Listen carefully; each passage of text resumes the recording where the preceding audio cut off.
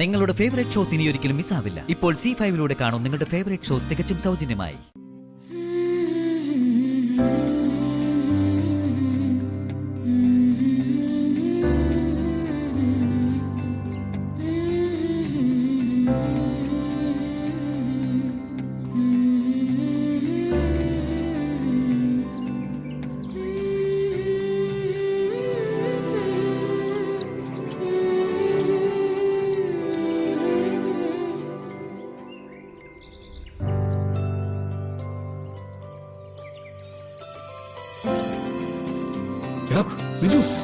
ഞാൻ പറഞ്ഞില്ലേ അവിടെ എന്റെ രാധ നിപ്പുണ്ട്.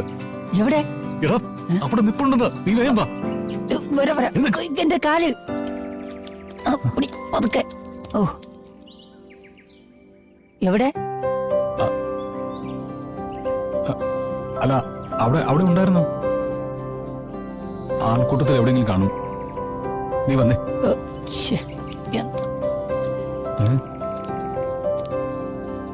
ഇതെവിടെ പോയി ഇത്ര പെട്ടെന്ന്? രാധയല്ലേ, അപ്രത്യക്ഷമായി കാണും. അവർക്ക് അതിനൊക്കെ ശക്തിയുള്ളതല്ലേ. ഒന്നും ഉണ്ടായിരിക്കണം. ഇവിടെ എവിടെയോ ഉണ്ട്.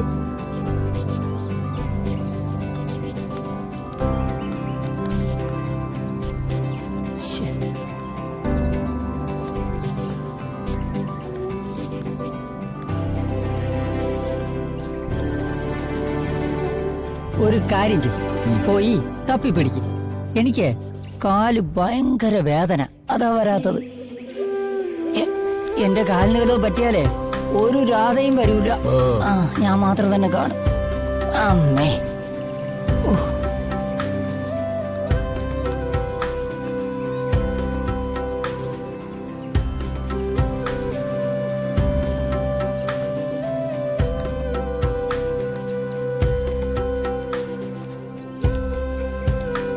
ഹലോ,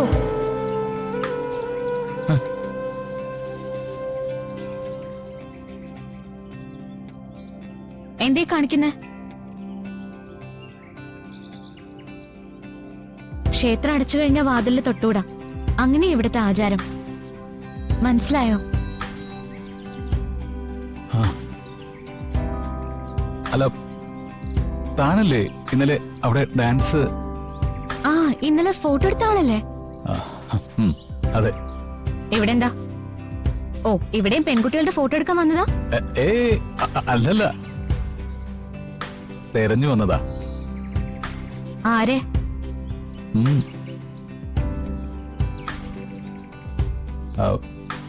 പേരെന്താ? തെരഞ്ഞു വന്നതല്ലേ, പേരും തെരഞ്ഞു തന്നെ കണ്ടുപിടിച്ചോ.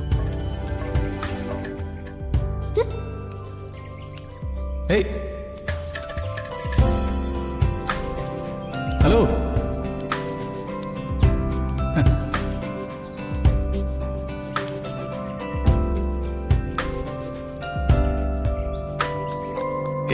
എടാ നീ കണ്ടോ? ഇല്ല, കാണാത്തോണ്ടല്ലേ കല്ലി തട്ടിയത്. ഓ അതല്ലടാ, ഞാൻ പറഞ്ഞ പെൺകുട്ടി ഞാനിപ്പോ കണ്ടെന്ന്. ആ അതിന് ഞാൻ കണ്ടില്ലല്ലോ. എന്റെ പൊന്നടാ, ഞാൻ ദേ അവിടെ നിന്ന് ഇത്രയും നേരം അവളോട് സംസാരിക്കായിരുന്നു. നീ പിന്നെ അവിടെ നോക്കിയിരിക്കായിരുന്നു. എടാ സത്യോടാ. ഓ, പകൽക്കിനാവാണല്ലേ? നീ ഒരൊറ്റ തൊഴിഞ്ഞ് നിന്നോടൊന്നും പറഞ്ഞിട്ട് ഒരു കാര്യമില്ല. എടാ പക്ഷെ സത്യവാ. ആ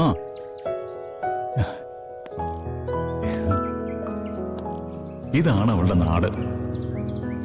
അപ്പോ ഇവിടെ വന്ന അവളെ കാണാം.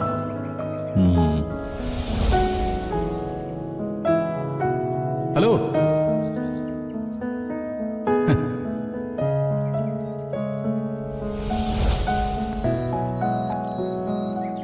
പേര് തെരഞ്ഞു കണ്ടുപിടിക്കണോ അല്ലേ? ഓക്കെ, അങ്ങനെ തന്നെ ആയിക്കോട്ടെ. ഇതെന്താ കൊള്ളക്കാരുടെ താവളോ? എന്നെ പിടിച്ച് പൂട്ടിയിടേ. ലോകത്തിന്റെ വലിപ്പം എന്താണെന്ന് മനസ്സിലാവാതെ ഇപ്പോഴും ഇടുങ്ങിയ മനസ്സോടെ നടക്കുക കുറെ ആൾക്കാര്. എന്ത് പറഞ്ഞാലും ഉണ്ടാവും കുടുംബത്തിന്റെ അഭിമാനം. ഇതും പൊക്കി പിടിച്ചോണ്ട് നടന്നിട്ട് എന്താ നേട്ടം? എന്റെ പൊന്നു പ്രിയൊന്ന് പതുക്കെ പറ. അച്ഛനത് കേട്ട ദേഷ്യത്തിൽ പറഞ്ഞു പോയതല്ലേ. ഞാനേ ഇവിടുന്ന് ചാടിപ്പോ. പ്രിയേ, ചെന്നാ സ്വീകരിക്കാൻ ആയിരക്കണക്കിന് ആൾക്കാരും ഉണ്ടാവും.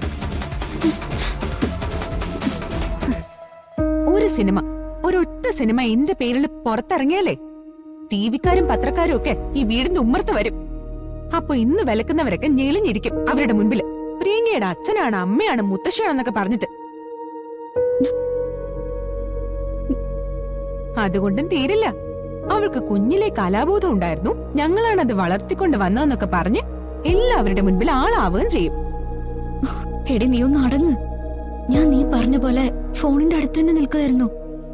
കുറെ കാശ് കൊടുക്കാൻ വേണ്ടി അച്ഛനും മുത്തശ്ശിയും കൂടി നിർബന്ധിച്ച് പറഞ്ഞു വിട്ടതാ എന്നെ. അതുകൊണ്ടാ ഈ പ്രശ്നം മുഴുവൻ ഉണ്ടായത്. ചേച്ചി ഒന്നും പറയണ്ട.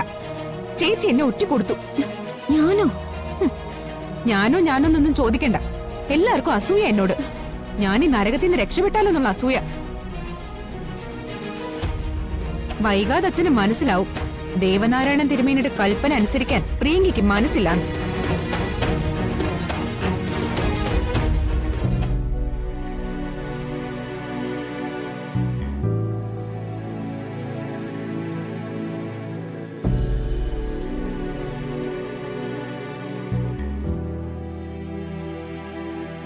ഇങ്ങനെ സങ്കടപ്പെടല്ലേ. അവളെ നമുക്ക് എല്ലാവർക്കും കൂടി പറഞ്ഞു മനസ്സിലാക്കാം.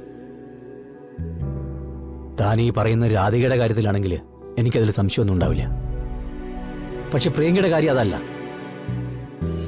അവൾ എടുത്തു ചാടി എന്തെങ്കിലും ഒരു തീരുമാനം എടുത്താൽ പിന്നെ നമുക്ക് ഈ നാട്ടിൽ തല ഉയർത്തി നടക്കാൻ പറ്റില്ല. എന്ന് വെച്ച് എന്നും ഇങ്ങനെ പൂട്ടിയിടാൻ പറ്റോ? ഊട്ടിയിടണ്ട, അഴിച്ചു തന്നെ വിട്ടേക്കാം. അമ്മേ,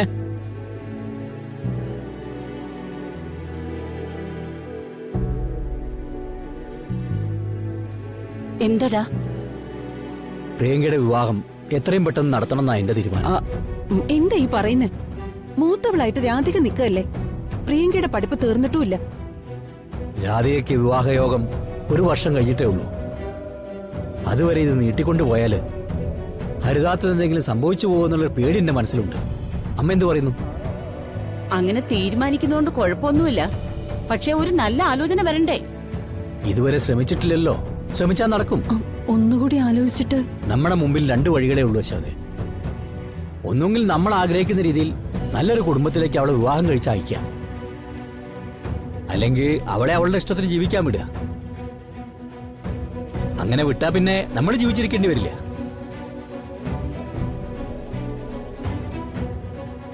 വിവാഹം കഴിയുമ്പോൾ മനസ്സിനൊരു പാകത വരും. ജീവിതത്തെക്കുറിച്ച് ഒന്ന് ഇരുത്തി ചിന്തിക്കാൻ പഠിക്കും. അവളുടെ നന്മയല്ലേ നമ്മൾ ആഗ്രഹിക്കുന്നത്. ഈ കാര്യത്തിൽ ഇനി മാറ്റമൊന്നുമില്ല. അവളുടെ കണ്ണീര് കണ്ട് ഒരു നിർബന്ധത്തിനും അമ്മ എന്റെ മുന്നിലേക്ക് വരാനും പാടില്ല. ഞാൻ ഒന്നിനും വരുന്നില്ല. നീ അങ്ങ് തീരുമാനിച്ചു.